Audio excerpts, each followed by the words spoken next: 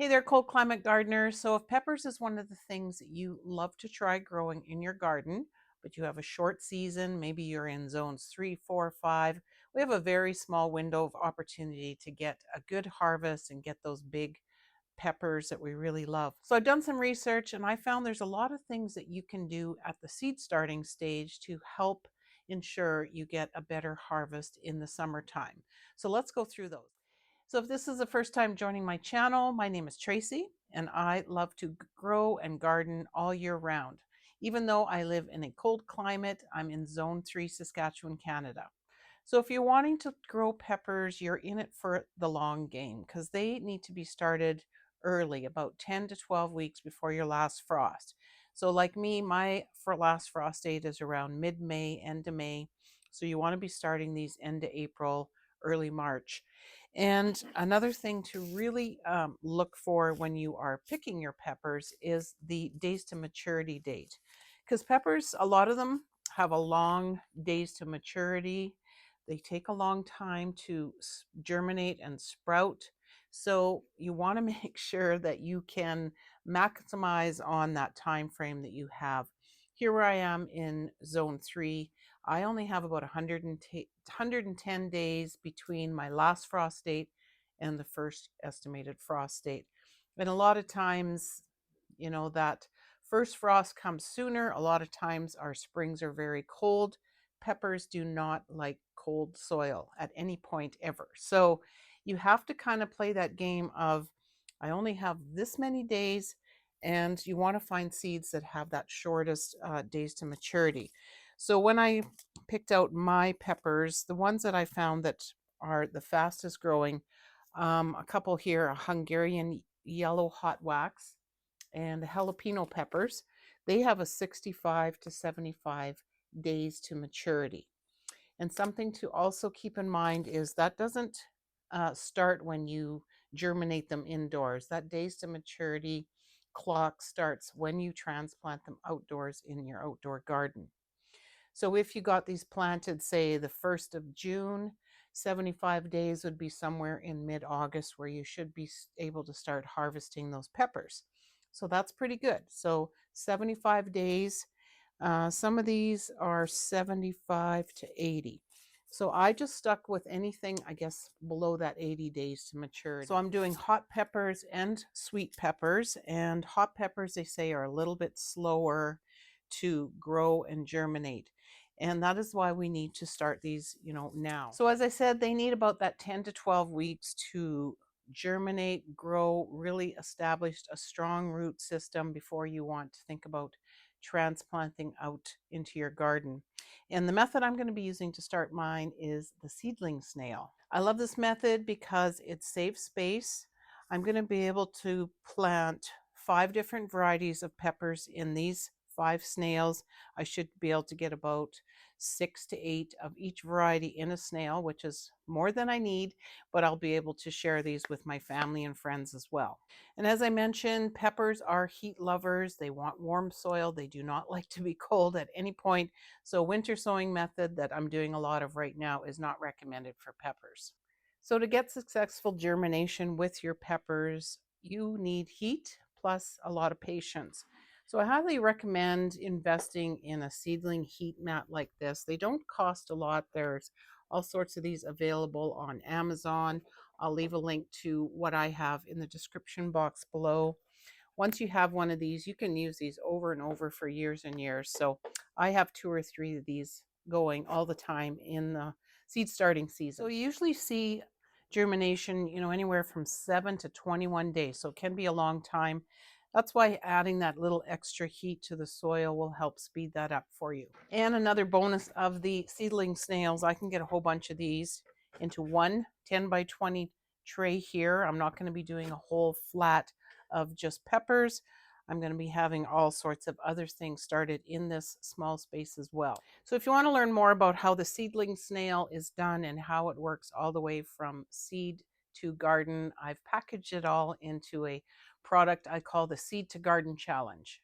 So it's not a commitment thing, it's just a roadmap of the whole process that you can follow at your own pace. So down in the description box, I got a link to some free gardening guides, and it will also take you to some more information on my Seed to Garden challenge. So check out the links below. So the second these peppers break the surface, they need light. And this is where a lot of people go wrong as well with starting peppers. They cannot really thrive and become very strong seedlings if you're just trying to do this in a sunny window. They really need to have some kind of a grow light. And when I say grow light, it doesn't have to be an actual grow light. It can be just LED white lights. This is what I have here. So you can see I have some seedling snails already going under an LED light. There's all sorts of affordable grow lights also on Amazon, but you can just pick up these types of lights at your local hardware store. There's lots on Amazon. I can also leave links to those in the description box so you can check out prices. But you definitely do not want to do them in a sunny window. As soon as they germinate, if they're not getting that intense light right away, they are going to get leggy. They're going to be trying to find light. You're going to end up with a very tall, spindly, unhealthy plant. So I will be setting mine up under grow lights here about 3 or 4 inches away from the top. I have a timer set on my lights so that they get 16 hours of daylight, 8 hours of no light.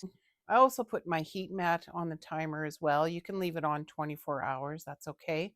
But once your peppers germinate and pop through that soil, you got good germination in all your seedling snails, then you can shut off the seedling heat mat. So peppers like to be moist but not soggy. You never want to overwater your seedlings and drown them. And the great thing about the seedling snails is they are very easy to bottom water. I put them in these 10-20 trays that I can just add water to. It wicks up and gets to those roots. I start off by spritzing the top for the first week or two until they germinate, but then those roots will find that moisture if you are bottom watering. Don't overlove them with too much water. Check them daily. Usually you're probably going to be watering them once a day, if not every 2 days. So when you get those healthy seedlings going, they're at that 3, 4 leaf stage. They're starting to really develop under the grow lights with that 16 hours of light, 8 hours of no light.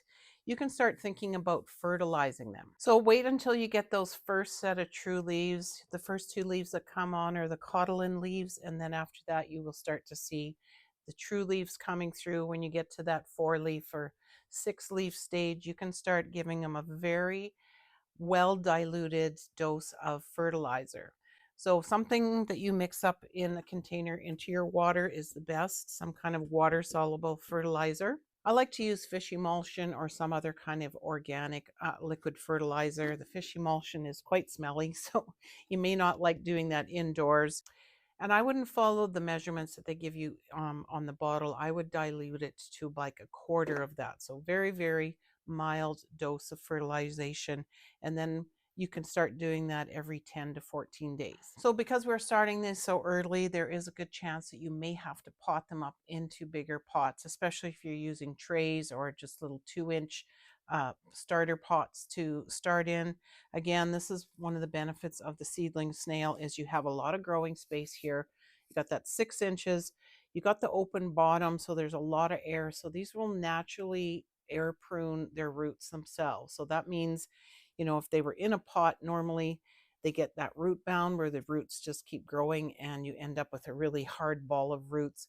Well, with the seedling snail, because they have all that air, they will naturally prune themselves and they won't overdevelop. They won't get too crowded. So last year I was able to keep my peppers in a seedling snail right up until the time I transplanted them out in the garden without any problems. So you may not need to up pot them, but again, it depends on what size of a container you are growing them in. So as mentioned, I'm going to be doing some hot and sweet peppers, and I've picked out a couple sweet and 3 hots. The other thing that I learned about peppers is ones that have these pointy type shapes to them grow and develop faster. So if you're thinking of a bell pepper, sweet peppers, as you know, they have a very large base to them, and those take longer to grow and develop. So that was another little tip that I learned about, is for our outdoor growing season, is to find peppers that are more long with just the one pointy end. So I found two sweet varieties because I do like sweet peppers. This one is called Gatherer's Gold Pepper, and this is called the Giant Marconi. So as you can see, they're kind of a longer pepper with a smaller base to them. So we're going to try those to see if that theory pans out.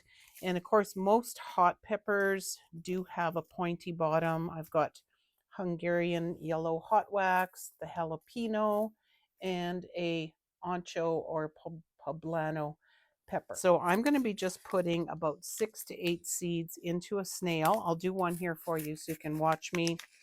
And I might plant a little bit more than I probably need. But with the snail here, you can see, I'll just show you one. The idea is to place your seeds throughout the coil. This helps keep the roots separated. They'll grow straight down. They won't get entangled and be competing with each other, because the coil of the snail, or the walls of the snail, keep those seeds or roots separated. And so I think I should be able to get about 6 or 8 in here. Another great thing about the seedling snail is you can unravel these when they get growing and maybe they're getting a little too crowded. I've unraveled my snail, removed every other one. Again, the roots aren't all intertwined with each other, so they're really easy to pull out. And I just created a second snail and basically put one into 2 snails, again, only taking up a little bit of space. So you can see here, I just got them on the surface. You want to push them down a little bit into the soil. I'm going to be covering this up with a little bit of vermiculite, kind of as the topping. You could use some seed starting mix or just more of the potting soil. This is something that I also use in my snails, is some potting soil, not seed starting mix, again, because these seedlings are going to be living in here probably, hopefully, right up until transplant, so they're going to need some food. I don't plan on potting them into bigger containers, and so that way they are getting some of that nutrition that they're going to need once they get past that 2-leaf stage. So once you've covered it with a nice layer of vermiculite or more soil, more seed starting mix, you don't want to displace those seeds too much, so just kind of do it from a distance. And this is all I'm going to do for now, is just keep the top moist. So depending on what kind of setup you have, you can, if you're doing a tray and you have a humidity dome, you can put that over top just to try to keep that moisture in. I'm repurposing a bunch of baggies from the dollar store that I picked up at Christmas, and then you can just put it right over top. And this will just stay on there until germination. It just helps keep in that humidity, helps keep your soil nice and toasty. Some other tips while you're babying these peppers indoors: if you have a fan, I usually, once I get a whole bunch of things going on my indoor growing space here, I'll just get an oscillating fan that also runs on the timer. I highly recommend getting a timer set up. I'll put a link to that in the description box below. That can run your fan, your lights, your heat mat, and it will just oscillate, kind of keep that airflow. It helps strengthen those seedlings as they're growing as well. So we're a long ways from this, but hardening off is another really key step to having a healthy pepper going out into the outdoor garden. Do not try to plant your peppers outdoors before that soil temperature in your garden is at that 10 degrees Celsius, 50 degrees Fahrenheit, because they will not like that cold soil. So these should not go out before last frost like some of your plants. I actually wait a week or 2 after our last frost, when the soil's really getting warm. Keep them indoors. I know by that point you want to get everything out in the garden, but it's really key to having success with your harvest to, keep these peppers as happy as possible. Another tip is once they start to flower when they are indoors, which they will, pinch off those flowers. Don't try to get any blooms going or fruit growing while they are still indoors. That will happen outside. You want to focus on strong roots, a strong plant.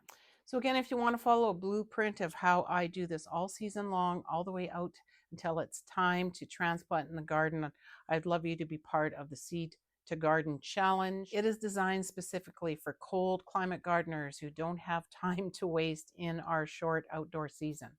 So please explore it after downloading my free gardening guides. Links are in the description box.